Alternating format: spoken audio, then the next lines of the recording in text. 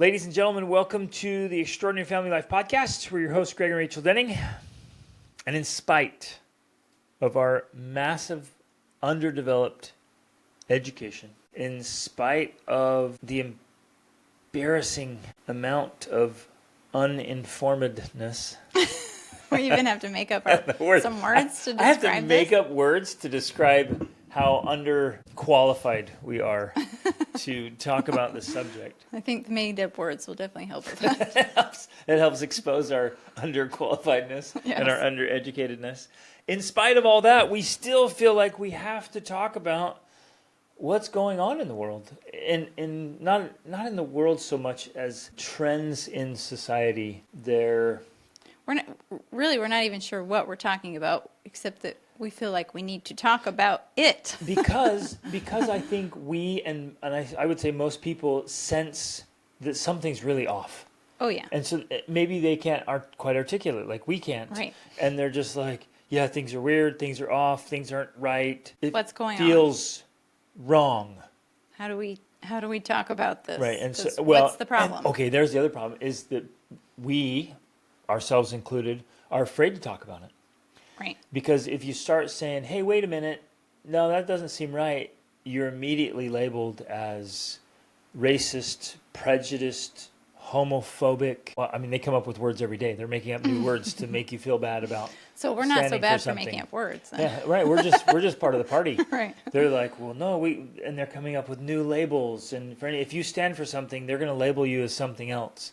And if you have values and standards, and if you think, okay, let's just throw down here. If you think that marriage is a great thing for society and that families are the right way, and if you're all about, heterosexual relationships and fidelity, and if you're in favor of education, and if nothing else, because heterosexual relationships still make up 90% of society. Right. But if you do that, you're bigoted and small-minded and homophobic, and let's just throw racist in there for good measure, because if you think marriage is good, you're probably racist. We're playing around a little bit here, but we're also dead serious. That's how and we're using they, whoever they are. are. This is who this they is. I don't know that you couldn't walk in a crowd and be like, there they are. It's not that, but there are people who. Unless that's their pronouns or something. Are they, them. maybe that's it. So if they embrace the they, then that's who we're talking about. But there is a concerted effort to undermine traditional values. I don't even know if even saying traditional, they're like, oh, it's just old fashioned. Like, you got to catch up. You're behind the times. Like, there's this attack on values. I don't even know per se if it is a concerted effort as much as it is a trend or a mass hypnosis. Because, there's definitely, I've listened to a couple podcasts about mass formation, which is a type of mass hypnosis that happened during COVID. Well, it's happening in other ways right now, too. Although, yeah, it is. Although, back to the idea of a concerted effort, yes, there is evidence, especially when you dig into it further, which I've done inadvertently through podcasts and things like that there are people who in the 50s, 60s, 70s began infiltrating the education system, specifically higher education, and because to date, the education system is primarily dominated by what we'll call left ideologies or left-leaning Democrats. It's that group of people that are primarily in the education system, both in the administration, holding positions as professors, and the student body. Like, it is mostly left-leaning people. There are very, very, very few conservatives in the education system nowadays. Now, that didn't just happen by accident, actually. I've listened to multiple podcasts about that. It happened through concerted effort. Partly as a result, it's also led to the fact that most positions in the government, most of the big businesses today, Google, Facebook, Meta, most of them are run by people who went to university. So it's this trickle-down effect that's occurred, starting with the education system, that has led to this spread of ideas, not just because traditional education as we used to think about it is not what it was anymore. And it's now spreading into government and into big business and into the media and into everything, because naturally that's where most of those people spent time in Ivy League schools and universities in general. So when there's part of me that like, oh yeah, there's no concerted effort of like somebody's in charge making all of these things happen. But in a way there is, because I recently just listened to a couple podcasts about that there are people who in the 60s and 70s had Marxist ideas, and they became very deliberate about spreading those in the universities, which has then like just grown over time. Like it's metastasized. They literally use that word. It's metastasized, carrying over into now public schools for children. And elementary schools, where they're deliberately and in some cases forcing teachers and administration to teach queer theory, critical race theory, and transgender things to little kids. Mm-hmm. Right. And that stuff should absolutely so yes, stay you're right. out of. It's not like there is this schools. Organizing body, board of directors or something that's directing this, but it is also in a way a concerted effort. It very much is. And I want to back up just for a second, because you mentioned the people who are left or Democrats or whatever. Like we don't have any beef with Democrats per se, and we don't have any right. or I don't even like the I think two-party system I mentally or the politics. considered myself a Democrat at one point. Like I was definitely born into a Republican family, but over time I thought, oh, I'm more like a Democrat. Now, according to their definition, I'm definitely not a Democrat. Or a Republican, for that matter. But I mean, if someone had to put me in a box, that's probably more where I would be, is Republican. Yes, I don't like either of those boxes, and I don't play in boxes. Agreed, but and we don't have anything against leftist ideas. I think where the big concerns are, well, and again, on extremes of both sides, there's yes. problems. But what we just watched this morning as a family about fascism, mm-hmm. that's where I have major concerns, and right. we all should. So, because on the far left yeah. is where fascism is, and it was founded by Gentile, who was a philosopher in Italy, and Mussolini was his little proponent. Yeah, I mean the guy was just like, woo, he loved Gentile, and so he implemented it. And was just an absolute horrible dictator. But fascism is a far left ideology. And well, okay, so just to clarify for a second, because like you were saying, ultimately we need ideas from the left and right. We have to have these sort of opposing ideas to help society function. Just like we need a left hemisphere and a right hemisphere in our brain to function. And like we need a man and a woman to function. Right, which is an idea that now is, you can't share that idea. But, if we use the brain idea, we have a left hemisphere and a right hemisphere. And that's not by accident. Like, that is something that is significant. We need both. And just like for our body to function, our entire being to function, we also need that in society. For society to function, we need left and right. Yep. We need them. And we need men and women. And we need men and women. And marriages need men and women. But, and families need men and women. Children need moms and dads. Yes. But the danger happens when, in fact, I just recently heard this, that depression is actually a disease of, essentially they said something like, when the left brain takes over. Like if your left brain takes over and you don't have any little development on the right side of your brain, it is directly connected with depression. That's what we're kind of talking about here, that when there becomes an imbalance, especially if you think, we love to use yin and yang, because that's also another good representation, I think, of like left and right hemisphere. If that becomes off balance and there's too much of the yin or too much of the yang, that's where the danger lies. And I think that ultimately, if we could label what we're talking about today, it's kind of that idea, that on the extreme ends of left or right, because, Nazi Germany was right-wing extremism that led to the Nazis. They were national socialists, right? I just learned that this morning. Nazi was just kind of this little contraction of National Socialists, right? And socialism essentially is very left, and fascism. He was fascist, and so any point where the state, the government, wants to control all the outcomes, quote, for the good of your people. It's like, it's for your own safety. It's for the good of the whole. When you hear those words, be warned. Like, there's real trouble. And those things are happening right now. So it's the extremism on either side that's the concern we're talking about today, because that's where the danger lies. And Yep. I do think that that's the problem right now, obviously, that there's too much extremism currently on the left. And some on the right.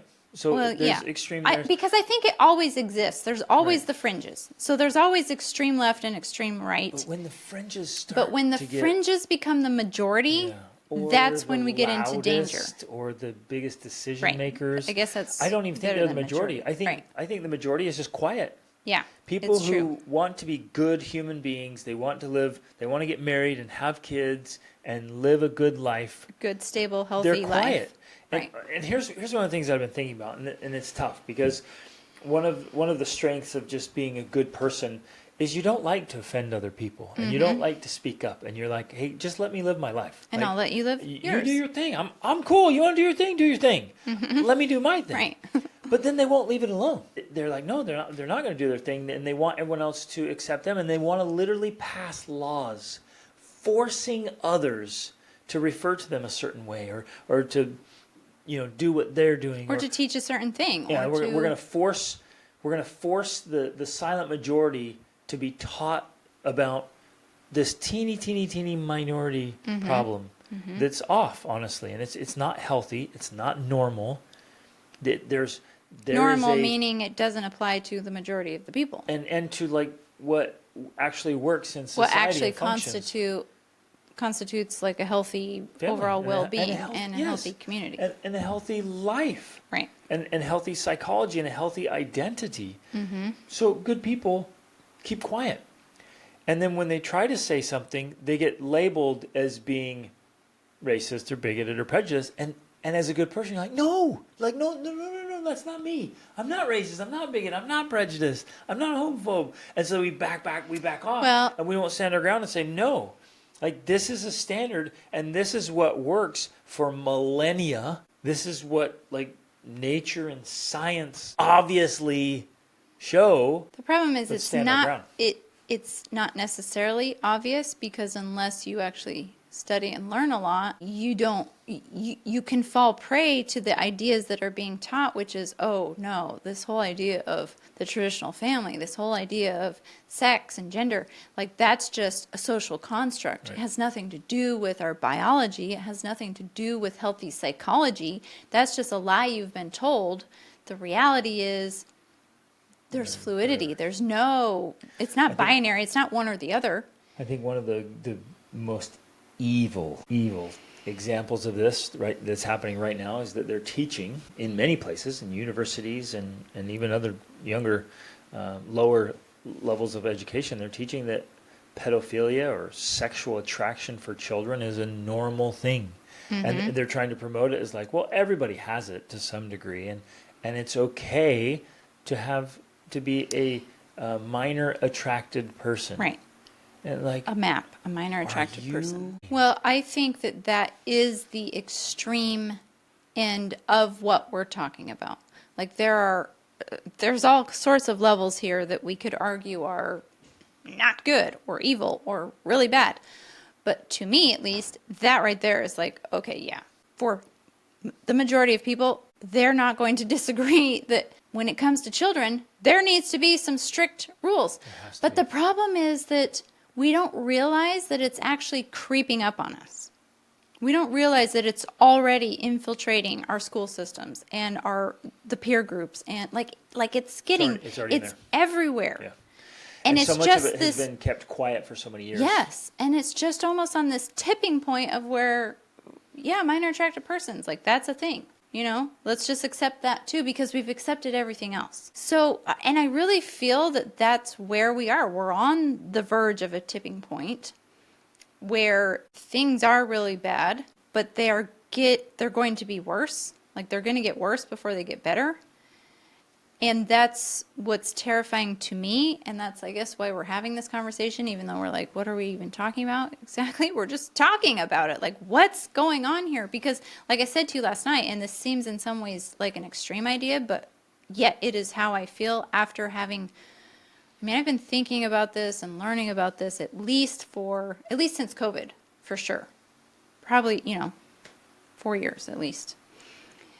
And so I don't say this lightly, but I feel like we are in the same place people were in 1939 Germany. Like, we're on the brink of this Holocaust of atrocity that's right now just happening under the surface in a lot of places, but it's starting to bubble up more and more if you pay attention to it and you're noticing it. Like, it's coming. It's bubbling up. And we will look back at this period of time with the same horror I think we did on the Holocaust, saying, what in the world happened? How did this happen? Yep. How did we allow this to happen right under our noses? That's already the case with human trafficking. And definitely with human trafficking, especially of children, right. Women and children, and people who are like displaced families, or people who are going through some kind of disaster, or just the people who are struggling and suffering the most are getting taken advantage of by the most evil predators, and that's happening in the millions. Right now it is happening while we're talking, in the millions. And what are we doing about it? Right. This is insane. I was listening to Nietzsche this morning, and in his time he said that. He said, we are entering a time of war. And he said, I can see it. I can see it on the horizon. I can see it in society. I can see what's going on. Like, war is coming. And of course, he was right. And he called it out because he saw it. And he saw the strange things happening. And when he said that this morning, I was like, yeah, that's where we're at. Mm-hmm. And I think it'll look differently this time. Yeah, definitely. There's going to be variations. Well, and without doubt, there are outside influences and maybe enemies to to our society, enemies to the United States in particular, or enemies to Western societies that are participating essentially in democracy. the weakening. Right. Yeah, they're in democratic republics, and they're attacking that, and they're doing it. They've been playing the long game. Yeah. And there are nations and ideologies that specifically Iran that hate that.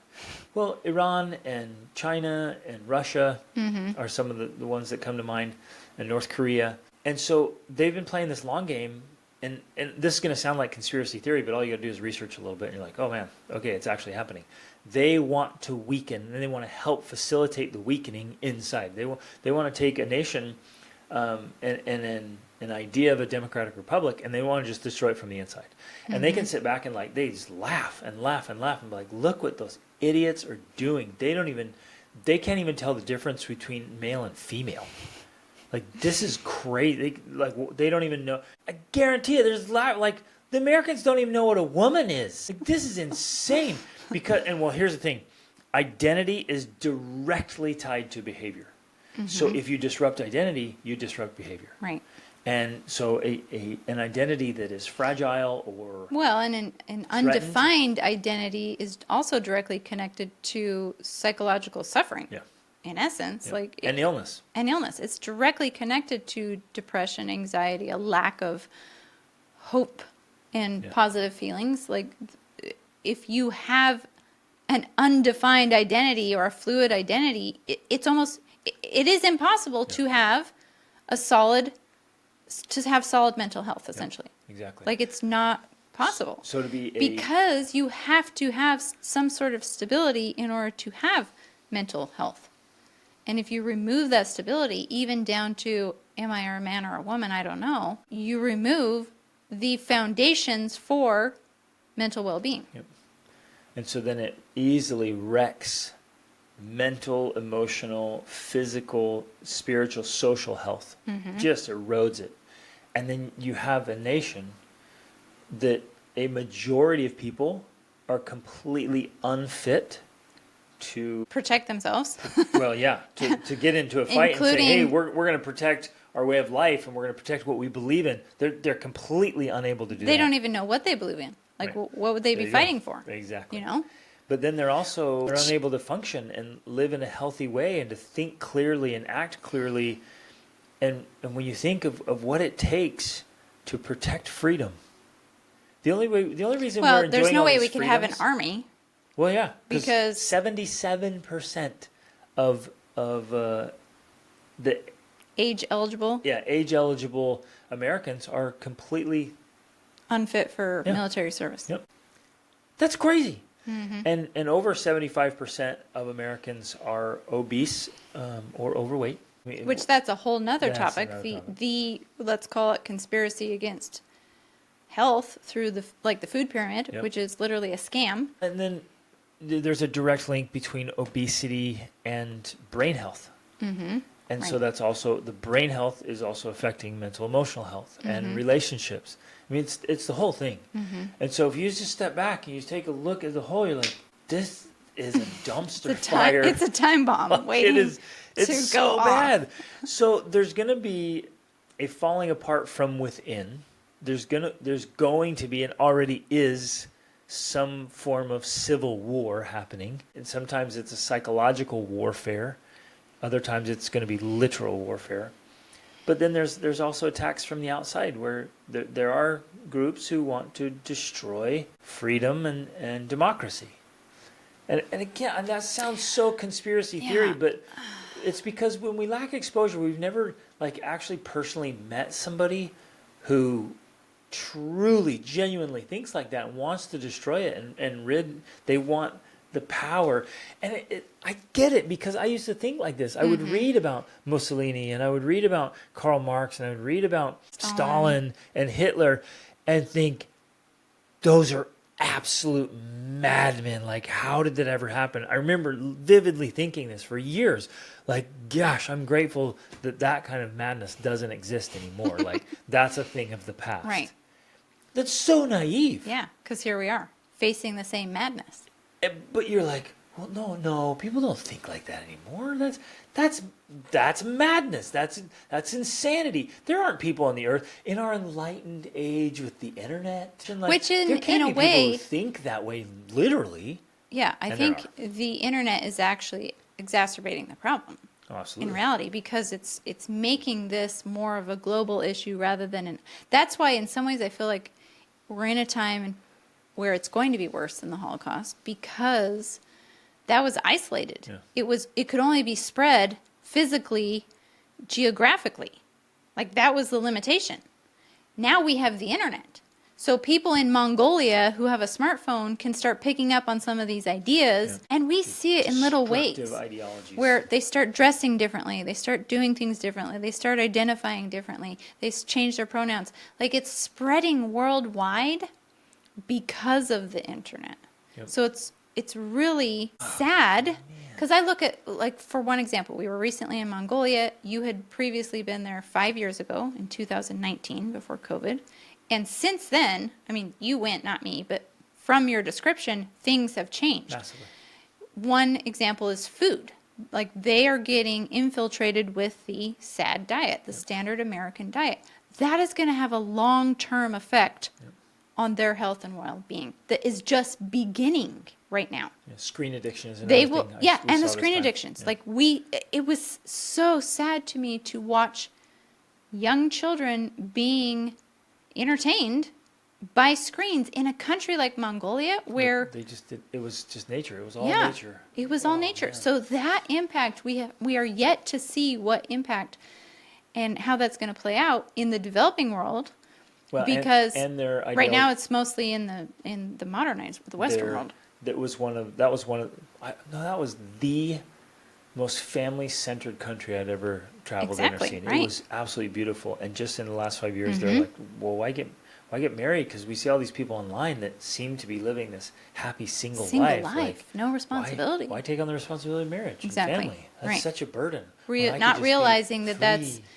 like one of the foundational pieces of having a healthy, happy, meaningful life is to take on responsibility through marriage and children. marriage and children. Like, that's the path to development and education Growth, and wealth. adulthood. The studies are obvious that the most educated and wealthy people are married. Yeah, with are families. still married, Yeah. despite the fact that because of the feminist revolution, we came up with this idea that we don't need to be married, we get to be free, and we don't have to deal with the consequences because we have birth control and abortion. Still, the most educated and the wealthiest people are still getting married because they still know it's a good thing. And it's the poorest people who are suffering the most and suffering all of the psychological impact of those decisions. Yep. So your probabilities, and this isn't like marriage is the solution to everything. Marriage is hard. And having kids, like, oh, now I have bliss and joy and happiness. No. Like, no, now I have sleepless nights and snotty noses and dirty diapers and good night and rebellious little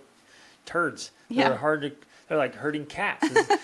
But that's the point. It's Right. the challenge. It's the struggle that makes us strong. Right. So you're trying to increase your probabilities. And the probabilities lean into having high values and standards, having core spiritual practices. And increasing your levels of responsibility.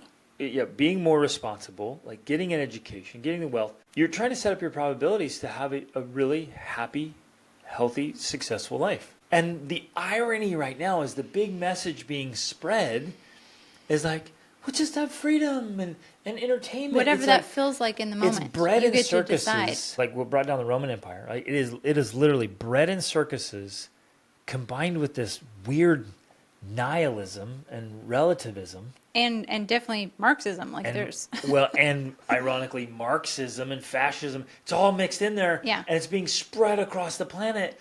And if you don't have a deep classical education and you're not seeing the breadth and depth of history and time and space, it seems like this amazing. It's cotton candy for everybody. yeah, right. And the world's like, this is amazing! Cotton candy for everyone! And it feels fun and pleasurable. And because we live in this empty, frivolous, frothy time period where the consequences are not yet like very, very real. They will be soon, within the next few years. Because the consequences aren't immediate, people are making these decisions, this endless stream of visual trash and cotton candy content and lifestyle. And they're like, what? Yeah. What are you guys talking about, you Dennings? You're crazy. Like, what? There's no consequences. Look, I'm living the dream. Well, and that's the irony because it's actually the foundation built by our ancestors that was based off of traditional families and traditional communities and traditional roles in a way, right? That was able to build a society that is stable and prosperous and safe. Like you don't have to. I was joking with our two sons yesterday because there's a line from one of our favorite movies, The Hunt for the Wilder People, about form fillers. Like you got to be a form filler. You got to fill out forms to do anything, right, in life. And I said, and while we were talking about that, and we joke about that every time we try to do something, we're like, oh, you got to fill out forms, you know. I said, well, the reality is though that allows society to function, because otherwise, if you wanted to buy something, you could just go over and steal it and kill the guy and take it. Society. That's how society used to work. So we've created a society and a system that, yeah, can sometimes include bureaucracy and forms, but that provides this safety net so that we're not constantly worried about our lives. Am I going to die today? Am I going to be able to eat today? And because we're so far removed from that, exactly. we now have these luxury beliefs where, you know what, I wonder if I'm a man or a woman. Right. You know, like that's a luxury belief. It's because your life is so comfortable and easy that you have time to think about whether you're a man or a woman. And guess what? That was built by the people you now despise. And are mocking. And it's going to be destroyed by these very ideas. Yeah, exactly. I wanted to point out that you said there, you know, our parents, grandparents, great-grandparents, whatever, they took these traditional ideas and practices and values, but the reason they did that, the reason they're traditional or even classic, we might call them classic, is because they picked up these lessons through disaster, through the collapses of society, and they said, whoa, don't do that again. Let's hold on to these things that work. Right. But then a few generations pass, and there it is again. Like, oh, you guys are just Yeah, old-fashioned. you're We don't need that old-fashioned. anymore. So you throw it aside, and guess what happens? There's a collapse in society, if not an annihilation. And then what happens? Traditional core values come back. Right. Because that's what works. And they're being thrown aside. And we would be grossly naive to think, well, no, it's like we're so beyond that now. We're so enlightened. We're so developed. Like those things won't happen again because we have technology. Yeah. Because we have inventors, and Elon Musk won't let it happen. He'll save us. Whichever president happens to get in, they'll prevent that from happening. It's like, give me a break. It's a joke. And so the Titanic is sinking. Yeah. It's going down. And some are trying to straighten the deck chairs as though that's going to make any difference. But the reality is, all that we're seeing, all these things we've been talking about and trying to identify or articulate, they're all symptoms of a sinking ship. Right. And I think they're symptoms of a problem that is a very, very serious disease that can literally kill society as we know it. And I guess the reason we're having this conversation is because, at least for me, I'm being woken up to this. Like, if we want to go back to the whole idea of woke, it's time to woke up. Like, you need to be awake. But for real, this time, we need to wake up. We need to wake up to what is actually happening and realize that things are heading in a very, very dark direction, like destructive direction. And I know if you haven't been thinking about this or learning about this or paying attention to this, you're kind of like, you guys are a little crazy. You're a little extreme here. Like, I just don't see that. I just don't think. But my guess is most have observed it and they're just like, yeah, it's pretty weird, but I still got to go to the grocery store. I'm still taking my kids to a little school. Life still goes on. I got to go to church, and like my life's pretty much the same. I don't know why you guys are, saying the sky's falling, because things are good for me still. Mm-hmm. Or there's some of you who've noticed it, but it's terrifying. It's absolutely terrifying to face it and think about it, and you'd rather not. Mm-hmm. Every time you notice it, you're like, oh, that's scary. Let's avoid it. What's for lunch? Let's go focus on lunch. And exactly. Then what are we getting? What movie you're going to watch on Friday? Let's focus on that, because thinking about that or facing it is terrifying. And the last thing you want to do is what we're actually recommending you do, is you speak up and do something about it and get into the fight. And I'll throw this down right now. It is so easy to pick an opinion. It's so much easier to pick an opinion than it is to pick a fight, to get in the fight. And it's easier to put on your little bracelet and like, we're with whoever. Change your Facebook profile. Yeah, a little profile change, or even a bumper sticker. Most people don't bumper stickers anymore because they don't want to ruin their nice cars. But it's the bumper sticker approach of like, I put a sticker on there so that people behind me, they see that I stand for something. That's so much easier than actually getting involved and standing up, stay standing up, speak up, and keep speaking up, even when they call you a racist or bigot or prejudiced or homophobe or whatever, or just pointing out the problems, but actually getting in and doing something about it. And for a long time, you and I were both like this. It's like, look, people want to do their thing. Do your thing, whatever. I don't care. But at some point, when whatever they're doing starts to infringe upon the rights of others, that's when you have to fight back. Mm-hmm. That's when you have to draw a line. And so, as people are like, no, let them do their thing. Like, I'm tolerant. I'm a nice person. Like, I'm all right. You wanna do those things? Okay, like go do your thing. Mm-hmm. But when that goes too far and they step up and they're like, oh no, you need to treat me this way, and we're going to change the laws, and we're going to force feed this to children, and we're going to pass a law. Mm-hmm. No, we've gone way too far, and we have to fight back so they can crawl back in the dark little hole that those ideas come from, and stay there. Like, if you want to live in a dark hole and do weird things, do it. You start preying on children, I'll come after you with all the force I can bring.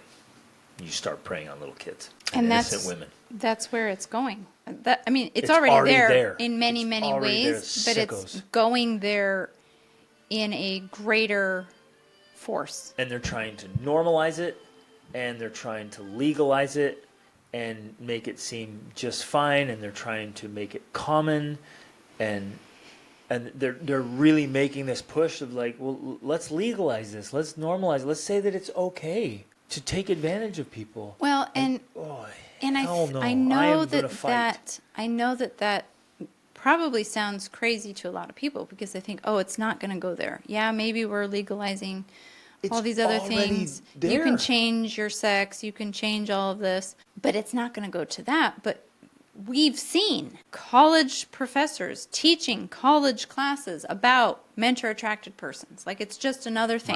Minor attracted. Sorry, minor-attracted persons. Like it's just another thing. To normalize along with everything else we've already normalized. There's no such thing as sex. There's no, gender is a thing and it's fluid. They're already teaching these ideas, and this is just the next step, and that is where it's going. It's already there in many places. Now the challenge is that we don't see it.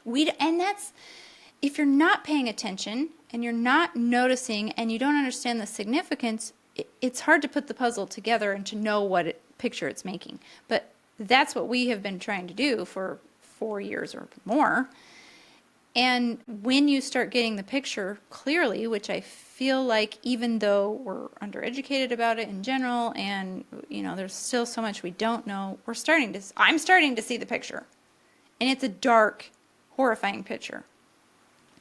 Yeah, as ignorant as I am, I'm seeing the picture. And exactly. Oh my goodness. And somebody might be like, oh, it's because you're ignorant. You don't see the picture. You don't see how progressive we are and how enlightened we've become. Like, no, all you got to do is study enough history and be like, hey, this has happened before. Yeah. This is not the first time. Besides the fact that there's multiple, like if this was a war, which it is, there's multiple battles going on and none of them are pretty. One of the things I recently listened to, we both listened to a podcast about it, and it was talking about in the UK, they're having a ton of problems. Yeah.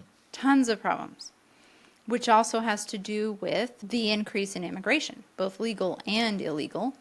Which to me is also a difficult subject because I love immigrants. I love going to other countries. I love interacting with other people. Like I have a love of culture and different races and different belief systems and different religions. And we got to make this personal here. It's not like theoretical. It's not hypothetical. Yeah, we know a lot of people personally who are our friends, who are immigrants, who are just sincerely striving to live a better life. Exactly. And we have also lived in lots of countries, including many Muslim countries. We've lived in Morocco for an extended period of time. Mexico and Turkey. Every country in Central America. Yeah. South America. Like we know these cultures and these people. They're our friends and our neighbors. Yes.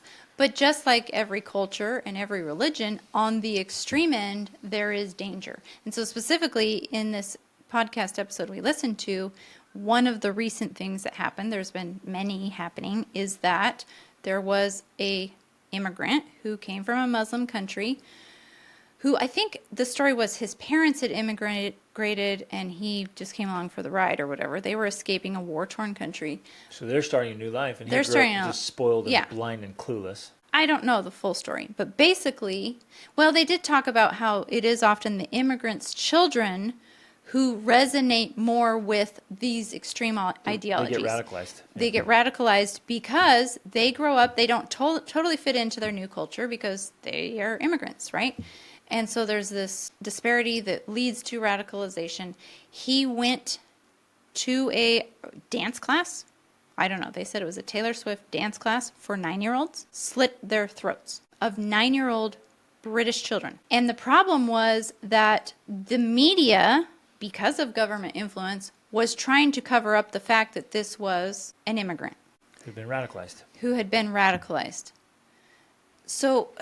Because, here's why. Because, who can say something? Because if you say something, you're racist. You're racist, prejudiced. Exactly.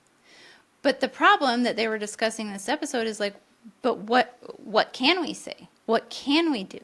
When there's an increase of this type of violence by immigrants who have been radicalized by extremists, what can we do about it? We can't continue to allow children to be murdered. What do we do? And I also bring this up because this is a problem that America is also facing. Again, our being southern border. in general, a pro-immigration person, we also have to talk about the ugly side of immigration. We also have to talk about the negative side of these issues. So, again, it's a puzzle with Yeah. lots of pieces. There's lots of battles going on. There's it's so complicated. much going into it. It's very complicated. There's no one-size-fits-all solution to any of these things. But ultimately, it is lots and lots of things that are going on that are literally leading to the destruction of a way of being, a way of life. Yeah, and cultures and societies, and that's part of the fight of this having a culture, and which is a good thing. Having a culture is a Right. good thing. But then if you try to maintain a culture, they'll give you some labels and tell you you're a horrible person, and why should you have a culture? You're just so prejudiced, and you live within your little borders, and you're so privileged, and you're probably a white male. Right, 'Cause especially now- if you're white. Because now, Like, right how now, can you have the a white culture? male is just getting thrown under the bus. So I shouldn't even, according to them, I shouldn't be allowed to have an opinion or to vocalize it, because what do Exactly. I know? Yeah, I was just handed Right. everything on a silver platter because I was born because of your privilege. with pasty white freckled skin and a penis.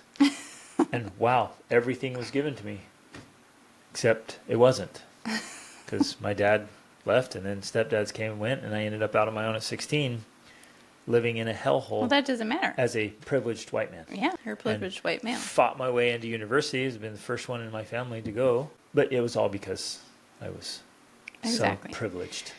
And My homelessness must have been privileged. it was a privilege. Those times when I was starving, sleeping in an old truck, and could All you had only was- afford ramen noodles, Right. it was because of my white privilege and being a male, of course. Just saying.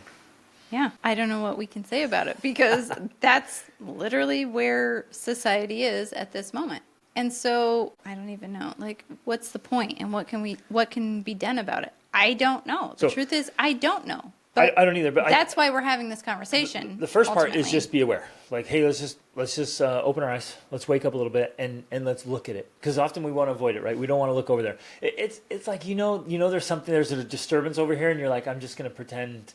Look at this, kids. Look at Exactly. Let's look over here. This is so nice, because you're avoiding looking at the thing that's the problem. That's Yeah. ugly. That's scary. Right. You're like, we're gonna avoid this. If you see a couple guys roughing up some girl over there, the vast majority of people, and they've done this like social experiments, whatever, the vast majority of people are just going to walk away. They're going to Okay, avoid but the problem is that is probably the best response for the vast majority of people because they're not trained to be able to handle something like that.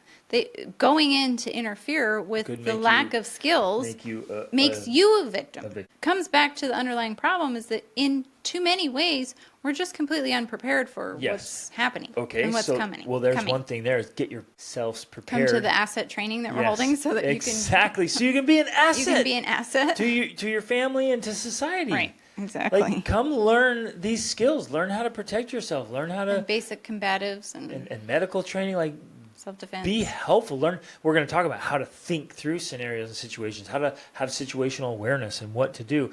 And even if you do see something like that, you don't walk over there. Hey guys, please stop. It's not very nice what you're doing. Like, well, turn on your camera. Get on your phone. Call the police. Call 911. Turn your camera. Film it. Start yelling. Get the people over. Like, keep your distance. But you get 20 people like, hey, knock it off, stop. And you start creating something. Like, you can do it from a safe place, or get in your car and go over and drive them over. Like, I mean, what?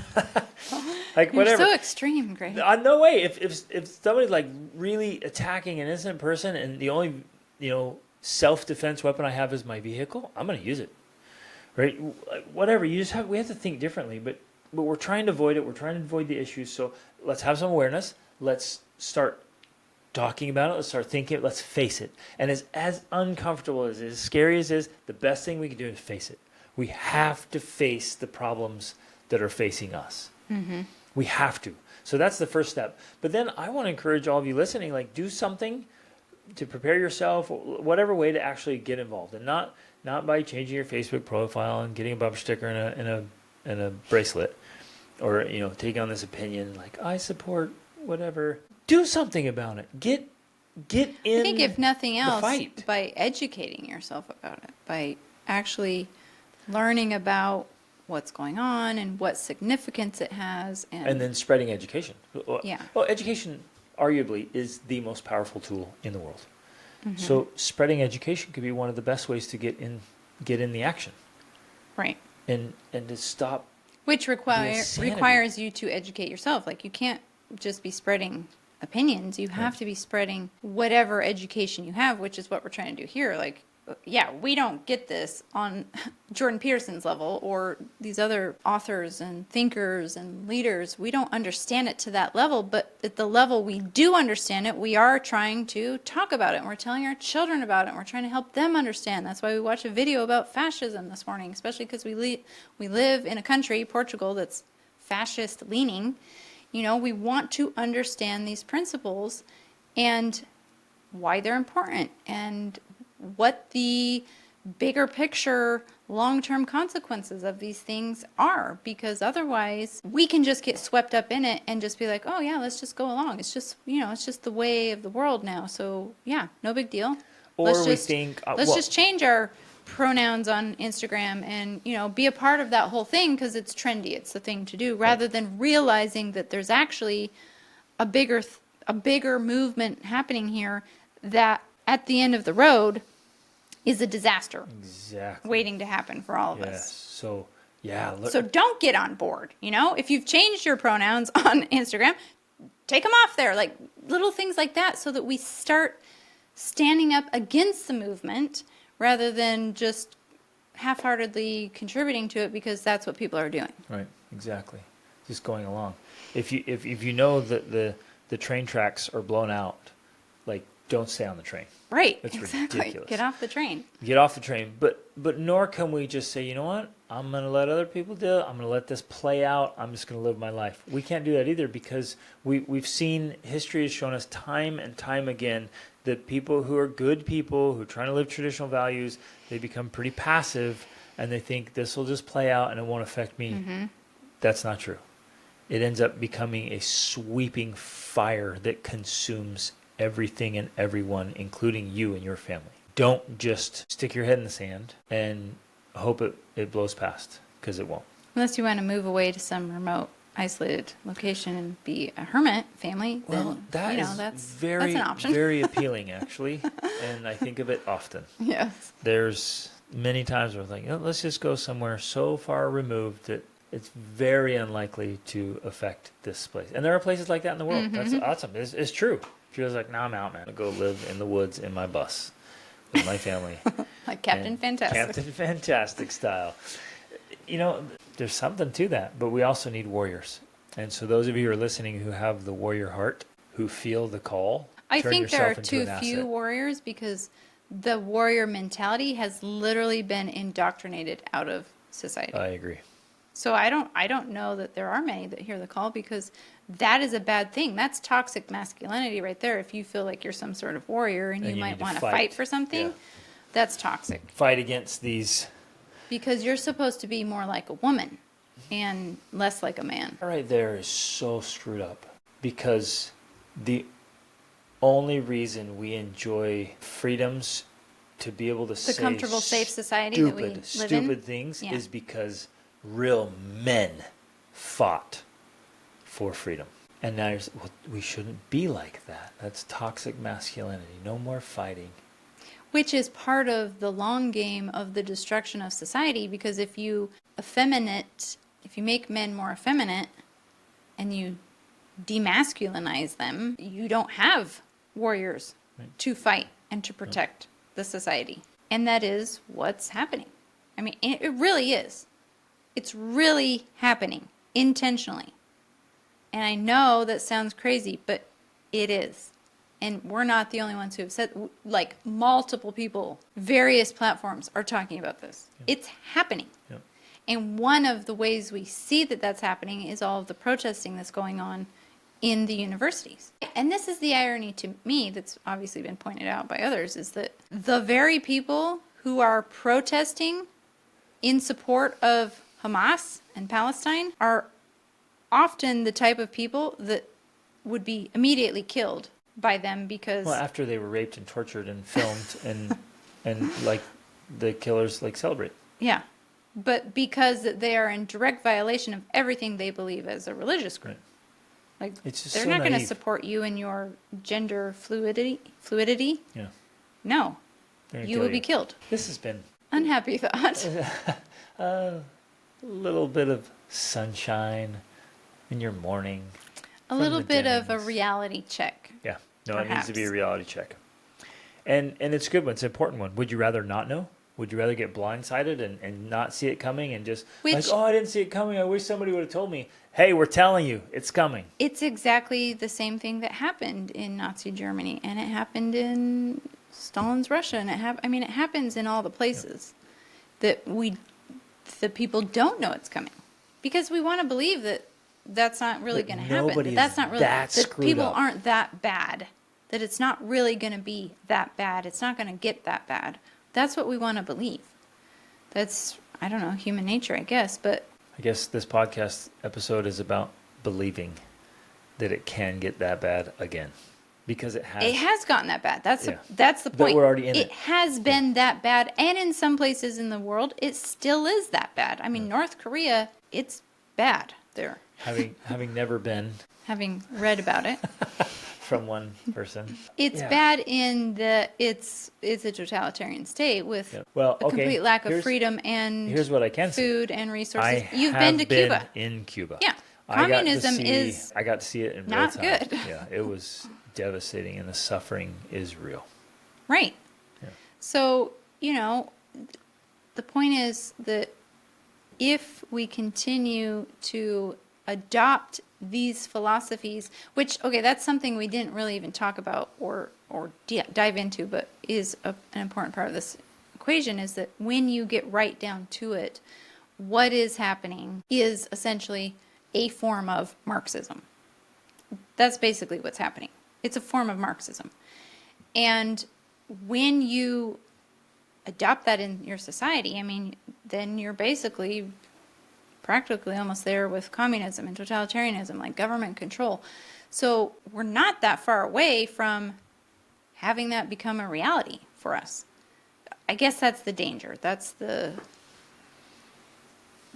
risk, is that the society that we live in is based on, currently, on democratic principles, Western ideas, and that is being eroded. They're not flawless. Western ideas aren't. No, they're flawless. not. I mean, there's a They're lot not, of but they're problems. so far some of the best ideas that humans have come up with, because, like you love to say, results don't lie. Yeah.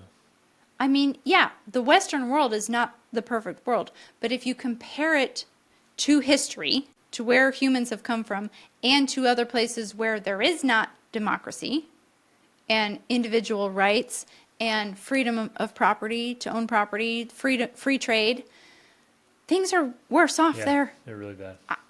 I'm telling you, just even talking about Cuba, it's worse there. North Korea is worse. It's worse off. So for us to think that, oh, well, we're not that great, we're not that important, our culture doesn't matter, we're nobody special, yeah, in some ways that's true, but in other ways it's not true. Right. It's 100% wrong, because results don't lie, and democratic nations are some of the most prosperous and safest in the world and in history. That's a result that means something, and we're losing that if we undercut its value. Yep. And significance. Well, or if we let it, most of the people listening to this podcast, we won't be the ones driving it into destruction. We'll be the ones that, because Watch of it. some passivity, we allow it to happen. Right. We watch it just go down, like, oh, that's really sucks. I sure enjoyed my life. But at some point, I don't know, I guess maybe the mental wrestle is, we want to avoid the fighting, we want to avoid being part of the battle, but it's either get in the fight that tries to prevent it, or by force, you'll be forced to be in the fight. That's way worse. So if we can prevent any of it, even in small circles. Even in our families. Yeah. If we can prevent it in our families. Because, that's another thing we didn't touch on either, but these ideologies are destroying families. Yep. I mean, it's They are literally, it's anti-family at its very nature. Like, if you look at something like queer theory, which started, I think, in the 60s, it's anti-identity, it's anti-family, it's anti-anything that's good or stable, or like this comes from their own wording. Like their books and their papers that they have written, this is essentially what they stand for. They stand, which is what Marxism is too. It's anti anything and everything. Anything that exists should be destroyed. That's basically Marxism. And Karl Marx was literally, as proclaimed by himself, and his father and mother was essentially possessed by a demon. Like that was his belief, that he was a tool of Satan. Well, literally, he wrote that and believed that. His ideas are genuinely satanic. Right. And so, you know, that is the foundation of some of these ideologies. And if we don't stand up against them, we'll get swept up. We get swept up in them. I will say this adamantly, with all the force I can share here. If we do not teach our children effectively and deliberately how to think clearly about this, they will be swept up in this retarded ideology. Even tweens, well, even your kids now. Kids are getting swept up in this, and then the teenagers, and then the teens and young adults are just being swept aside. They're caught up in the tide and the current, and they're off they go, and it's happy. And, right. Woo, well, especially because in the episode we just listened to, or I just listened to, like they are directly targeting children. Yep. They're targeting the school system. They want to teach queer theory, for one, because it's also directly connected with, in some forms, pedophilia, because the founders of queer theory were essentially pedophiles. And so the whole mentor-attracted person and all of that, like that's an underlying... They're teaching sexuality to children. And so they are directly targeting children, and they have a whole approach, a whole philosophy. Now this is not to say that every single person who's pro LGBTQ, who's gay, who identifies as queer is like, it's not to say that they have this agenda. Right. But the people who started the movement, the people who wrote the original documents, this is their agenda. And they have what they call it like trauma bonding. Like they have this whole approach to breaking down the belief systems of children so that they can provide the solution, which is queer theory, queer identity, fluidity, openness, no identity. You aren't, which in many ways correlates with like communist China, where the government, the state, the ideology is more important than family. It's more important than love. Like love's not a thing. You know, it's more important than relationships. It's more important than marriage. They want to set themselves up as the most important thing. Yeah. Like, no, it's Brave New World. It literally is Brave New World, where none of that matters. And you're all just, like, there's no identity to you. There's no structure. There's no relationships. Yeah. There's nothing that's more important than just you being an individual that can change. That does everything for the state. Yeah. And can change your identity and your gender at any time. And this assault on children it's another attack on children. It literally is. And so even trying to teach them, it's another form of abusing children, taking advantage of children because they're young and innocent and more malleable and more easily brainwashed. We have to protect our kids. Right. Physically and ideologically. So going back to the idea of like, yeah, one of the best things we can do is to educate ourselves so that we can protect our families. Because if we are not teaching our children about this and how dangerous these ideologies can be, then who is? Yep. No one is. No one else is teaching them any different. In fact, they're teaching them the opposite. And they're going to teach your children that if you speak contrary to it, you are actually the bigot. Yep. You are actually the racist. You are actually the one in the wrong, which is exactly what they did in communist China. Like, if you listen to Wild Swans, that is the story. When the government is telling you that your own family is the problem. Yep. Because they are keeping you away from belonging. And that legit is happening in the schools already, where legislation has been passed, and it's happening where they don't have to communicate at all with the parents, and so teachers and administrators are disregarding. It was passed into law in California that a teacher is not required to even tell the parent, if their child decides, if they identify as a different gender or they decide to have a transition surgery, like they don't, it's not required that they tell the parents. That's Parents don't even have to insane. know this.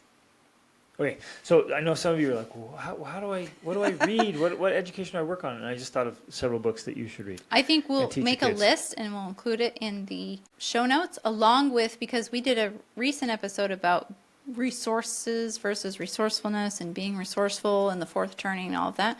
And we wanted to make a book. Someone asked for a book list about that. So I think we should make, it could be the same book list that has the list of books to help you be resourceful, along with the list of books of what to read to understand what's happening. coming. Like what is going on here, So read. and how do we understand it? Get the link, and then get the list and read or listen to. Many of them are on Audible, so it's great to listen to them while you're driving or doing the dishes or whatever. Read them, mark them up, and please, please, please teach the core principles to your families and to others within your circle of influence. That's where we can start. Okay, love you guys. Reach upward.